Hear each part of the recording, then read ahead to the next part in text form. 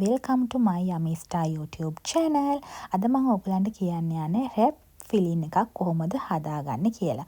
අපි මේ rap filling එකක් හදලා මේක අපිට බ්‍රේක්ෆාස්ට් එකට ඩිනර් එකට ඕන එකකට අපිට ගන්න පුළුවන්. එහෙනම් අපි බලමු මොනවාද මේකට අවශ්‍ය වෙන ද්‍රව්‍ය කියලා. මම ටිකක් ලුණු ටිකක් වැඩිපුර අරගෙන තියෙනවා මෙතන පොඩියට කපාගෙන. ඊළඟට අරගෙන තියෙනවා සුදු ලුණු බික් දෙක තුනක් පොඩියට කපාගෙන, ඊළඟට කරපිංච ටිකක් අරගෙන තියෙනවා, ඊළඟට මාළු මිරිස් කෑල්ලක් පොඩියට කපාගෙන අරගෙන තියෙනවා, ඊළඟට මෙතන මම අරගෙන තියෙනවා තක්කාලි ගෙඩියෙන් භාගයක් අරගෙන තියෙනවා කපාගෙන, ඊළඟට කැරට් ටිකක් ග්‍රේට් කරලා අරගෙන තියෙනවා. ඊළඟට මේකට ඕන වෙනවා මස් මොන හරි මස් జాතියක්. මම මෙතන අරගෙන තියෙන පෝක් ටිකක්, මින්ච් පෝක් මෙතන මම අරගෙන තියෙනවා. ඔයගලන්ට මේකට ඕන මස් වර්ගයක්, චිකන්, බීෆ් ඕන මස් වර්ගයක් ගන්න පුළුවන්. ඊළඟට අපිට ඕන වෙනවා රස අනුව ලුණු ටිකක්, ඊළඟට ටොමැටෝ සෝස් ටිකක්, ඊළඟට කෑලි මිරිස් ටිකක්, ඊළඟට ගම්මිරිස් චුට්ටක් ඕන වෙනවා. අපි බලමු මේක කොහොමද හදාගන්නේ කියලා.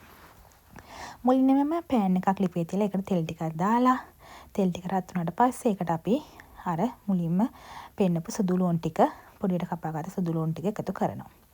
සුදු ලුණු ටික එකතු කළා සුදු ලුණු ටික චූටක් රන්වන් පාටක් වෙනකම් බෙදගත්තට පස්සේ ඔය විදිහට හොඳට තෙලේ බෙදුනට පස්සේ යන්තම් රන්වන් පාටක් වෙනකම් බෙද ගන්න ඕනේ.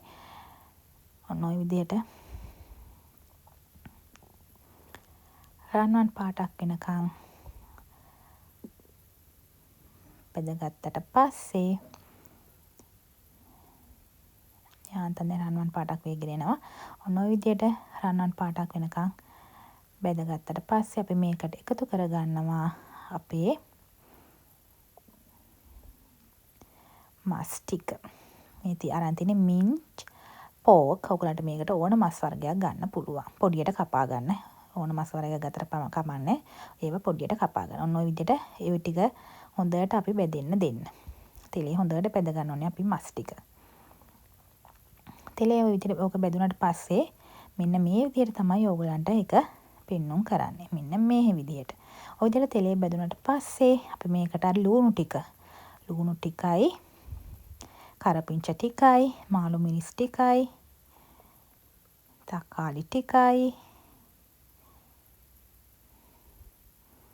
ඊළඟට කැරට් ටිකත් එකතු කරගෙන ඒ ටික ඔක්කොම එකතු කරගෙන හොඳට තෙලේ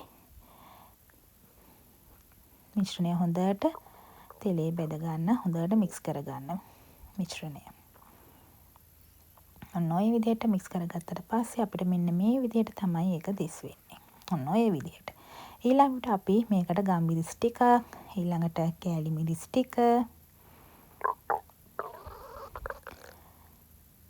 ඊළඟට ලුණු ටිකක්, ඔන්න ඔය විදිහට ලුණු ටිකක්, ඊළඟට සෝස් ටික එකතු කරගෙන හොඳට මේක මික්ස් කරගන්න.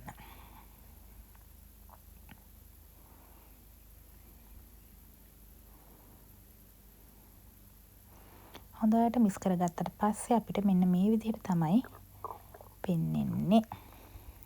හරි, දැන් අපි මිශ්‍රණය හදාගත්ත හොඳට විනාඩි 3-4ක් ඕක ටෙම්පරා දුනාට පස්සේ හොඳට ඔන්න ඔය වගේ පෙනුමක් ආවට පස්සේ අපි ඕක ලිපෙන් අයින් කරගෙන මෙන්න මේ විදිහට තමයි පේන්නේ. අපි දැන් බලමු කොහොමද අපි රැප් එක හදාගන්නේ කියලා.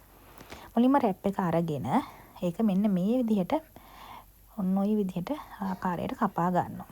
මැද වෙනකන් ඔන්න ඔය විදිහට පේනවනේ. ඔන්න ඔය විදිහට කපාගෙන අපි හදාගත්ත ෆිලින් එක මෙන්න මේ විදිහට එකතු කරනවා. ඒක 4න් එහෙකට. ඔය විදිහට මම මේ පේන ආකාරයට 4න් එහෙකට එකතු කර ගන්නවා. ඔන්න ඔය විදිහට එකතු කරගෙන ඊට පස්සේ අපි ඉතුරු 4න් එකකට දැන් එකතු කරා. ඊළඟ අනිත් එකට අපි ඔය විදිහට චීස් පෙත්තක් තියා ගන්නවා.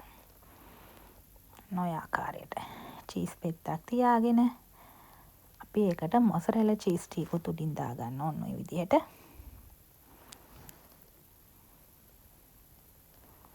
ඊළඟට අපි මේකට මයෝනිස් සෝස් ටිකක් අර අපේ මිශ්‍රණයට ඔන්න ඔය විදිහට එකතු කරනවා.